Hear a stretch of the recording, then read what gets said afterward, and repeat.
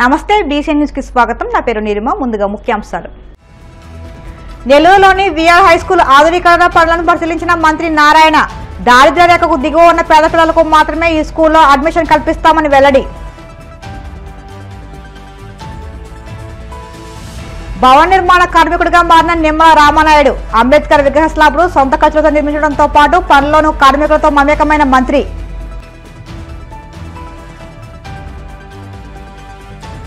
ప్రధాని మోడీ రాష్ట్ర పర్యటనను మహాసభను జయప్రదం చేయండి పిలుపునిచ్చిన టీడీపీ రాష్ట్ర పొలిట్ బ్యూరో సభ్యులు సీతారాం లక్ష్మి.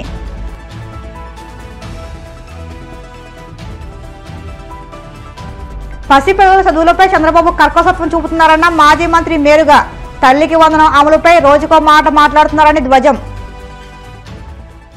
నెల్లూరులోని విఆర్ హై స్కూల్ జరుగుతున్న ఆధునీకరణ పనులను మంత్రి నారాయణ పరిశీలించారు. ఈ సందర్భంగా ఆయన మాట్లాడుతూ 6,000 మంది విద్యార్థులు ఉన్న విఆర్ హై స్కూల్ ని గత ప్రభుత్వం నిర్వీర్యం చేస్తుందని మండిపడ్డారు. వైసీపీ హయాంలో మూసివేసిన విఆర్ హై స్కూల్ ని ఆధునీకరిస్తున్నామన్నారు. విఆర్ హై స్కూల్ ను రాష్ట్రంలోనే నెంబర్ 1 మోడల్ స్కూల్ గా తీర్చిదిద్దామని హామీ ఇచ్చారు. దారిద్ర్య రేఖకు దిగువ ఉన్న పేద పిల్లలకు మాత్రమే ఈ హై స్కూల్లో అడ్మిషన్ కల్పిస్తామని తెలిపారు. ట్రాన్స్పోర్ట్తో సహా విద్యకు సంబంధించి సకల సదుపాయాలు కల్పిస్తామని, విద్యార్థులకు ఉచిత భోజన వసతి కూడా ఏర్పాటు చేస్తామని ఆయన పేర్కొన్నారు.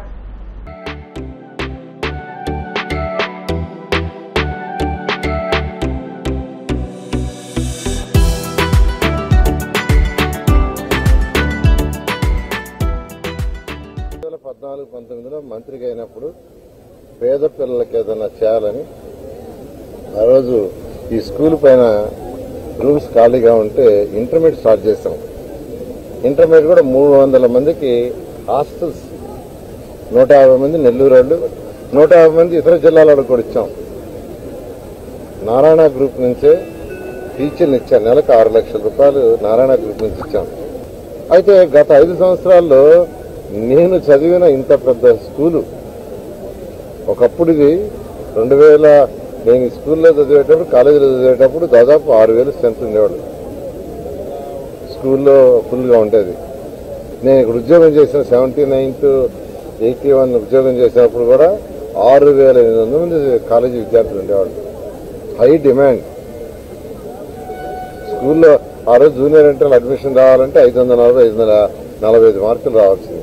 ఎందుకంటే 1979 to దాదాపు 85 దాకా ఈ కాలేజీలో 11th and 12th అడ్మిషన్స్ చేశాను ఆ రోజు మేనేజ్మెంట్ తరఫున. అలాంటి స్కూల్ కంప్లీట్ గా క్లోజ్ చేశారు గత 5 సంవత్సరాల్లో. ఇది ఈ స్కూలు నెల్లూరు కార్పొరేషన్ కి నడివడ్లో ఉన్నట్లు లెక్క. Centre heart. ఇంత హార్ట్ లో ఇంత పెద్ద సైటు, ఇంత బిల్డింగ్స్ ఎవరు వదులుకోకూడదు. గవర్నమెంటే చేయాలి. ఆ ఉద్దేశంతో ఎలక్షన్ ముందు నేను స్టేట్మెంట్ ఇచ్చాను. చక్కగా విఆర్ హై స్కూల్ మళ్ళా రివైజ్ చేస్తానని, పేదలు నిరుపేదలకి అడ్మిషన్స్ ఇస్తామని. ఎలాంటి పేద నిరుపేదలంటే ఏ తల్లులు అయితే పోయి రోజు ఉదయాన్నే 2-3 ఏళ్లలో పాసి పనులు చేసుకుంటున్నారో వాళ్ల పిల్లలకి, ఆ సర్వేపల్లి కాలకట్ట, పెన్నకట్ట, జాఫకట్ట మీద ఎవరైతే చుట్టలు బీడీలు చుట్టుకుంటున్నారో అటువంటి పేదల పిల్లలకి, తల్లులు లేని పేదల పిల్లలకి, తండ్రులు లేని పేదల పిల్లలకి, అలాంటి వాళ్ళకి ఈ సంవత్సరం 1,000 మందికి ఈ స్కూల్లో అడ్మిషన్ ఇస్తున్నాం.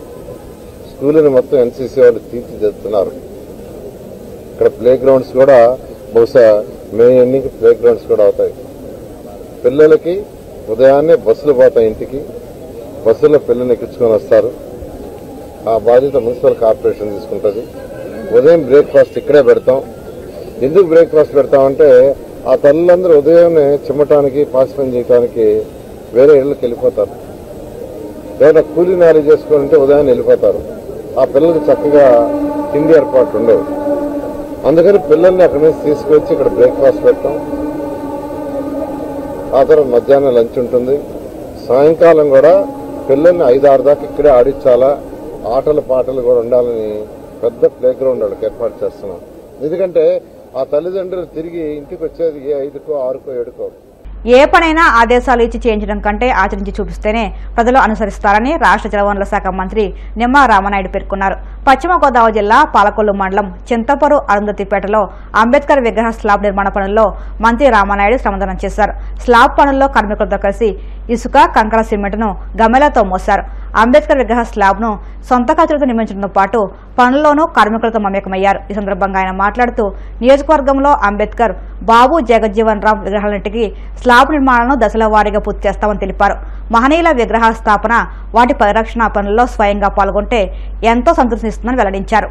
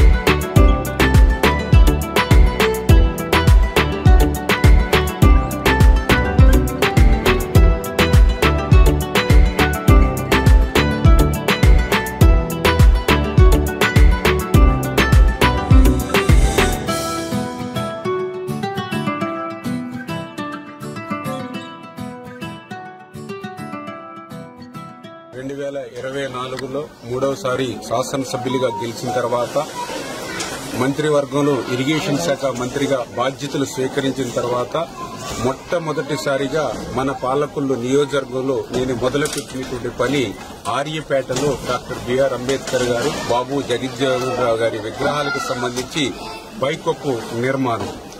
ఆ స్ఫూర్తితోటే నా పాలకొల్లు నియోజకవర్గంలో ఉన్నటువంటి మహనీయులు డాక్టర్ బిఆర్ అంబేద్కర్, ప్రపంచ మేధావి, భారత జాతి ముద్దు బిడ్డ డాక్టర్ బాబు జగజ్జీవన్ రావు, ఆ రోజునటువంటి రాజకీయాలు తప్ప లేకపోతే ఆయన ప్రధానమంత్రి పదవిని అధిష్ఠించేటువంటి మహోన్నతుడు. అటువంటి మహనీయుల విగ్రహాలు ఎండకి వానకి మరి తడుస్తూ ఎండుతూ ఉండకూడదు అనేటువంటి ఉద్దేశంతో ఆ నియోజకవర్గంలో ఉన్నటువంటి అంబేద్కర్, బాబు జగజ్జీవన్ విగ్రహాలన్నిటికీ కూడా ఆ పైకప్పుని మరి ఏదైతే నిర్మాణం చేయాలనేటువంటి ఆలోచనే కాకుండా అందులో అవకాశం ఉన్నంత వరకు కూడా నేను కూడా శ్రమదానం చేసి ఆ మహనీయుల స్ఫూర్తితో నేను కూడా పనిచేయాలి అనేటువంటి ఆలోచనతోటే మరి ఏదైతే మొన్ననే వారం రోజుల క్రితం చింతపురం గ్రామంలో మరి ఆ రోజు ఈ యొక్క అంబేద్కర్ గారి విగ్రహానికి సంబంధించినటువంటి మరి యొక్క స్లాబ్ నిర్మాణ పనులు ప్రారంభించి ఈ రోజు ఆ స్లాబ్ నిమిత్తం కూడా ఇవాళ వర్క్ చేయడం జరిగింది. మరి త్వరలోని ఇంకా ఏదైతే ఈ యొక్క అంబేద్కర్, బాబు జగజ్జీవన్ రావు గారి విగ్రహాలు ఏవైతే ఉన్నాయో వాటన్నిటి నిర్మాణాలు కూడా 1 by 1 ఒక్కొక్కటి కూడా చేపట్టి ఈ యొక్క ఆ మహనీయుల యొక్క రుణం తీర్చుకునేటువంటి విధంగా పనిచేస్తానని చెప్పి. భీమవరం నియోజకవర్గ తెలుగుదేశం పార్టీ ముఖ్య నాయకుల సమావేశం టీడీపీ నియోజకవర్గ కార్యాలయంలో నియోజకవర్గ ఇన్ఛార్జ్ టీడీపీ రాష్ట్ర పొలిట్ బ్యూరో సభ్యురాలు తోట సీతారామలక్ష్మి అధ్యక్షతన నిర్వహించారు. ఈ సందర్భంగా ఆమె మాట్లాడుతూ ముఖ్యమంత్రి చంద్రబాబు రాష్ట్రాన్ని శరవేగంతో అభివృద్ధి చేస్తున్నారని, ఆంధ్రప్రదేశ్ రాష్ట్ర కాల రాజధాని అమరావతి నిర్మాణ శంకుస్థాపన కార్యక్రమాలకు విచ్చేస్తున్న భారత ప్రధాని నరేంద్ర మోడీ పర్యటనను మహాసభను జయప్రదం చేయాలని తెలిపారు. భీమవరం నియోజకవర్గంలోని వీరవాసరం, భీమవరం మండలాలు, భీమవరం పట్టణం నుండి బీజేపీ, జనసేన, ఎన్డీఏ కూటమి నాయకుల సమన్వయంతో 2000 మంది అమరావతి మోడీ మహాసభకు తల్లివేళలా కార్యాచరణ రూపొందించాలని, ప్రతి 30 మంది ఓటర్లకు ఒక కుటుంబ సాధికార సభ్యుడు, క్లస్టర్ యూనిట్ బూత్ కన్వీనర్లు, కో కన్వీనర్లను, గ్రామ, వార్డు, పట్టణ, మండల సంస్థాగత కమిటీలను త్వరితగతిన పూర్తి చేయాలని టీడీపీ శ్రేణులకు పిలుపునిచ్చారు. చంద్రబాబు నాయుడు గారి గురించి మీరు అందరూ తెలుసు. ఏ ఒక్కటి ఎందుకంటే మనకు టైంలు కూడా ఇస్తారు. ఈ నెలాఖరు లోపుగా అన్ని వేసుకుని మళ్ళీ తర్వాతగా 28, 29 తేదీల్లో జరిగే మహానాడికి మనం అందరం వెళ్ళాలి. అప్పుడు రాష్ట్ర అధ్యక్ష పదవి అన్నీ ఉంటాయి, మనందరికీ తెలుసు.